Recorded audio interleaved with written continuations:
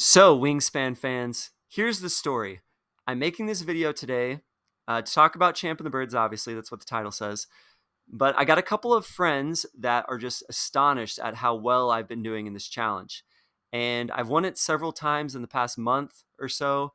I was winning last week, and Eggman, love the name, came in, swooped in, if you will, at the last second and got the win. So props to this guy or gal for pulling that up. But anyway, I've been doing pretty well, and I wanted to give them some advice, but also anyone else that stumbles on this video that is looking to maximize points better in Champ of the Birds, which is against the Automa. It's the solo mode.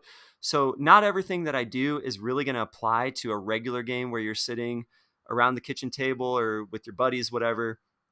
But I think this will be an interesting exercise. Hopefully I don't screw up and click on any of the wrong birds. So I've already gotten 123 points, as you can see. I'm going to try to recreate that. And yeah, here we go. So tip number one, and I'm going to do this actually before I pick my first 5 birds. When I am doing the Champ of the Birds challenge, it's always a good idea. Your first attempt, just go through and draw birds like 15 times. Get a feel for the deck. Just check to see if there's any overpowered birds that you know you need to target. In this case, there is. There's going to be a raven. Those that know Wingspan, obviously, you know the raven, killdeer, Franklin's goal, super overpowered. Must have birds if you get them in the first couple of rounds, I'd say. So in this game, I'm going to pick the woodpecker because I get 2 eggs, and I get eggs while being in the forest, so I can get food as well, which is always a bonus.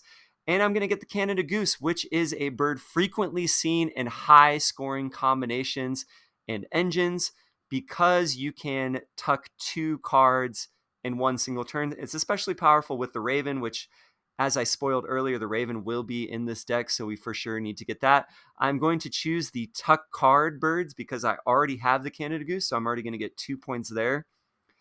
And we are off. Okay, so I already gave you one tip. I'm just going to go kind of stream of conscious as we go through this, and hopefully it is beneficial. I'm going to grab Clark's Grebe. I see you. I like you because you have a star nest. You only cost 1 fish, and you're going to let me take a look at an extra bird when I'm drawing birds. Okay, this symbol right here means that this cube, and sometimes it'll have an X through it like it does right here. This is telling you what the computer status, and I'm telling this because I know my friends have had problems interpreting all these symbols right here. So right now the computer has 1, and it goes towards your end of round goal. So they have 1 egg in the water, and this will tell you if it's going up or going down. And the 2 eggs right here just means they're getting 2 points. Okay, so I'm going to play that Clark's Grebe that I just got. Side note, now that this bird has caught my eye right here, the common merganser. I hate these birds that have you roll dice to try to get a mouse or a fish. They're so worthless in my experience unless you get super lucky or if you have the perfect bonus cards that match with it. So not a big fan of those birds.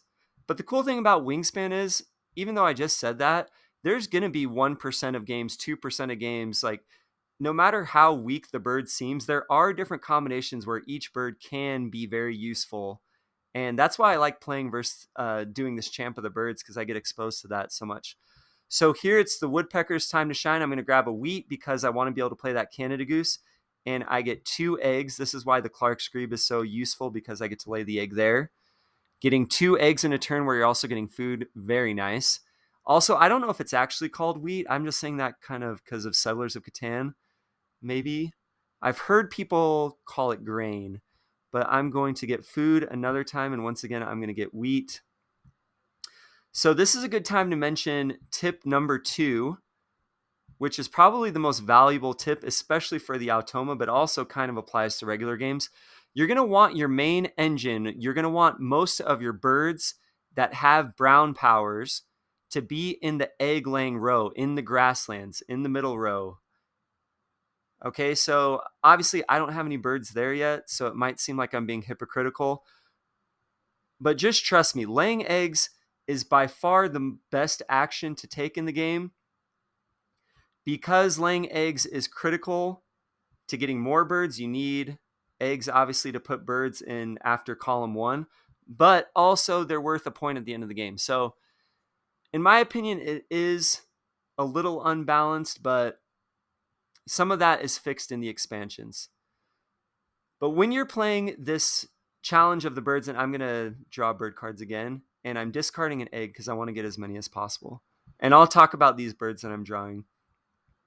But this point I'm making is really important for beginners that are trying to do Champ of the Birds.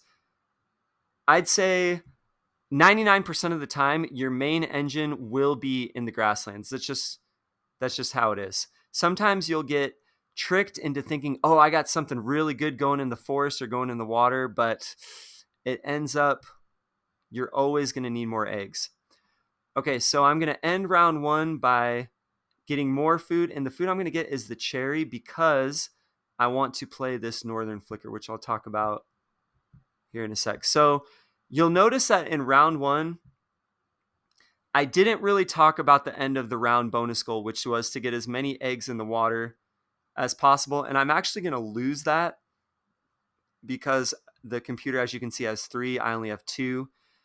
But I'm not overly concerned. You don't want to overstretch yourself to try to qualify for the end of round bonus. If it's within reach, easily attainable, it's worth exploring, but it's not going to ruin your round if you don't win every end of the round bonus goal. Okay, here I'm going to play the northern flicker, and going back to what I said where you want your main engine to be in the grasslands, that means in the northern flicker is going to let me get 3 worms bonus. Who knew that was going to happen? I did because I've played this before.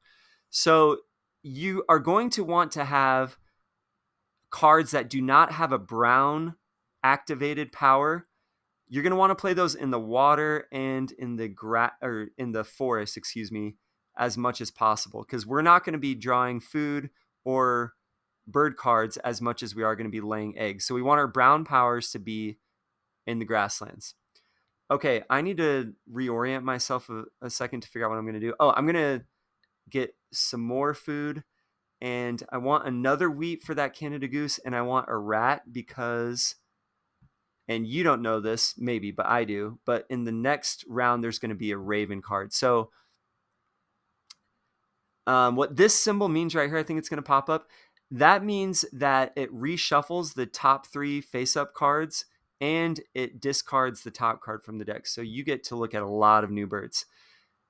And initially, in a normal game, I would be really intrigued by the spotted owl because it's a one-time bonus that I get to play in the forest. But in this game, it just ended up that the spotted owl was not the optimal choice. And why is that? Because I want to draw from the top because I get that raven, and I also get I have to do this. And I also get Sandhill Crane join the team. So that Sandhill Crane has the same really high-powered activated power as the Canada Goose, which is I get to discard a wheat and get 2 points. And now that I have that with the Raven, I'm gonna be set to go. So my next few turns, I'm just gonna be establishing my engine now. So I'm gonna start with the Raven. I want to keep those wheats, and you'll see why here in a second. Okay, do I have any other big advice as I'm waiting for my next turn? Yeah, not really at the moment. So on my next turn, I'm going to play the Eastern Phoebe card, which is very valuable against the Automa. It only costs 1 food. It's worth 3 points, which is modest. But the best thing about this card is that it has the Star Nest, which, as you know, is very useful for end of round bonus goals and end of game bonuses. And it also has 4 egg slots. The reason why it only costs 1 food is because it's all players gain 1 worm from the supply. But guess what? When you're playing the Automa, it does not benefit from that.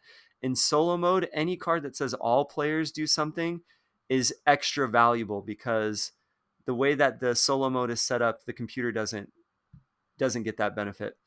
Okay, I'm going to play the Canada Goose there.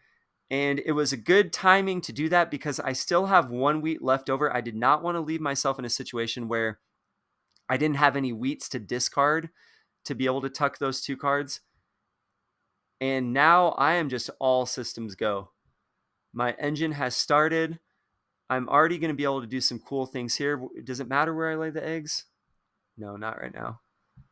I still have my 1 egg left over right here. I guess if I didn't know what the computer was going to do, I'd want to have as many eggs on either star nest birds or this type of nest. But I already know that I'm going to lose this because I played it before. So let's discard here, and we're going to need a couple of cherries because I'm gonna want to play this catbird next. Okay, so at this point in the game, I'm feeling like things are working out pretty well. I'm intrigued by a few of these birds that are coming up, but guess what? I'm looking at these birds that I have, and there's two main ways to get points in Wingspan. Either you're going with bird points and bonus cards, or you're going with a really strong engine. And in this game, I have a very strong, formidable engine set up right here.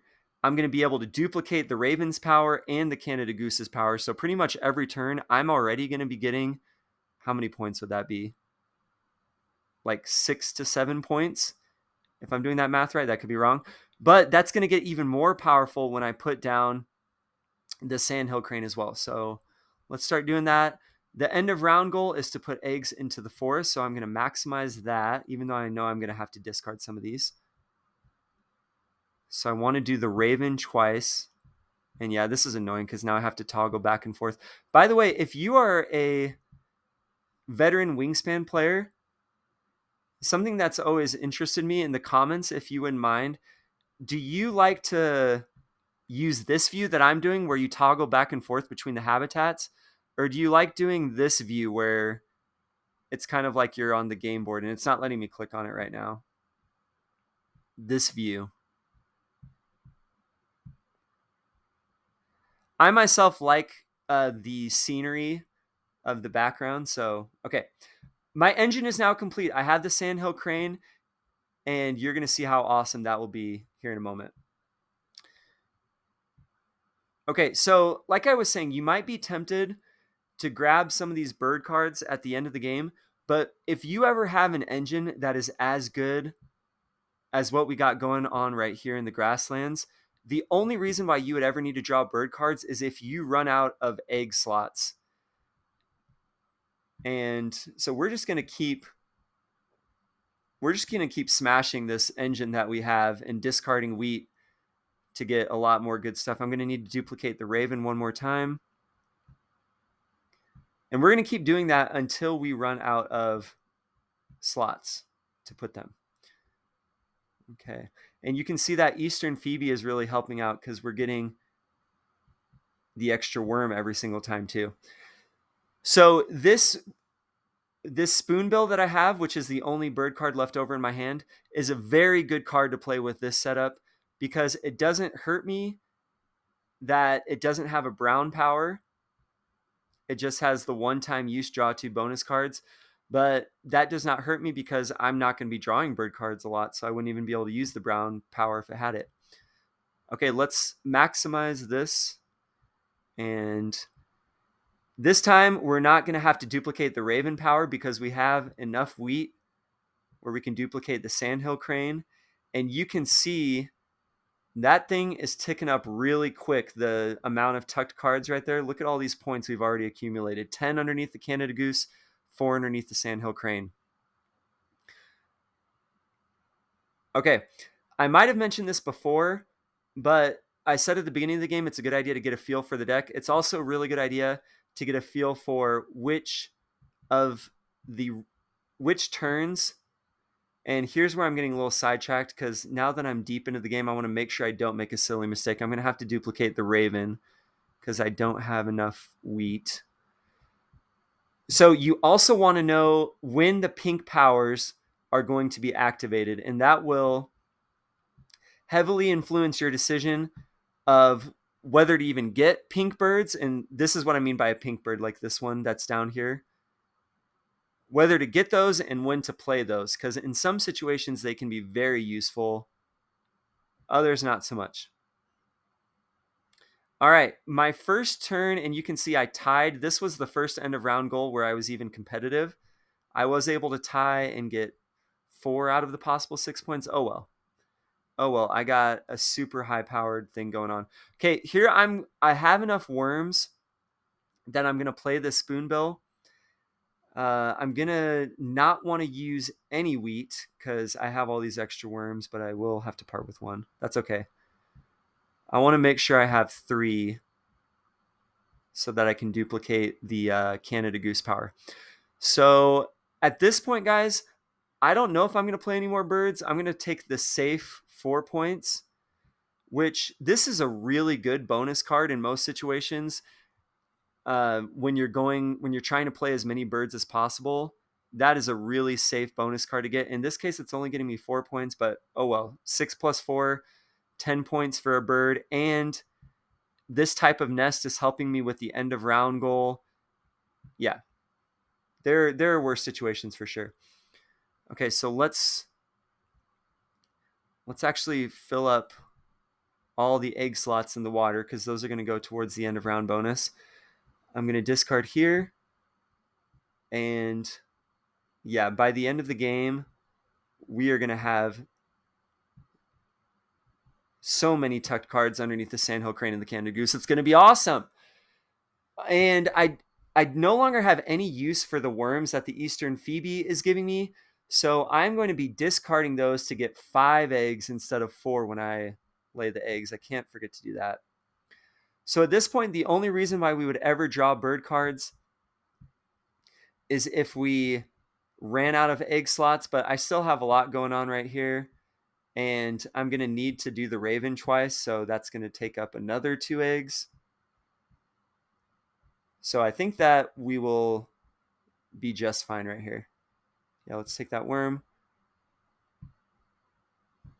and discard. Okay, so in this base game, and like I said earlier, a lot of this is addressed in expansions, but I think it is a little unbalanced. I wish there were more cards that, for example, you got to discard excess food to get eggs and bird cards, or you got to discard excess bird cards to get eggs and food. Other birds, basically what I'm saying, that are equivalent to what the raven, killdeer, and Franklin's gold do. By the way, I got a super cool t-shirt from Amazon that says Raven plus Killdeer. I'll throw up a picture for it when I edit this video, but I thought it was a really cool shirt, and I'm hoping that when I wear it, someone will just stop me somewhere and we can have a nice Wingspan nerded out about this board game. Okay, I am sadly towards the end of the game. You can see that everything is working out perfectly. Maximum efficiency. I don't have any extra bird cards. I'm not going to have any extra food. I'm not going to have any extra egg slots. So if anyone can beat this, I will be impressed to say the least. Because, yeah, this is just one of those rounds, which is why I guess it's a good one to make a video about, where it just feels like everything worked out perfectly. You can see that I have a total, sure, let's grab another worm, why not? But yeah, I don't want to get rid of an egg. I have a total of 40 tucked cards. Like if you can imagine the physical game, if someone were tucking that many, there'd be a lot of groans around the table, like, oh, they're winning by a ton. But okay, let's check out where we're getting our scores from. So I was able to get my first win, snag the dub on the round 4 bonus goal. So if you want to win any of the rounds, round 4 is the way to do it, I guess. Okay, so I did not get a lot of high pointed bird cards, which means that my engine had to be awesome. I had to be tucking a lot of cards because I didn't get a lot of bonus cards either. Did pretty well on the eggs. And then, as you know, most of my points are going to come from the tuck card. So, hey, don't give up. You guys, I'm talking to my friends right now. You guys can compete in this. Just focus on the grassland. Make sure you know what birds are coming up. Maximum efficiency.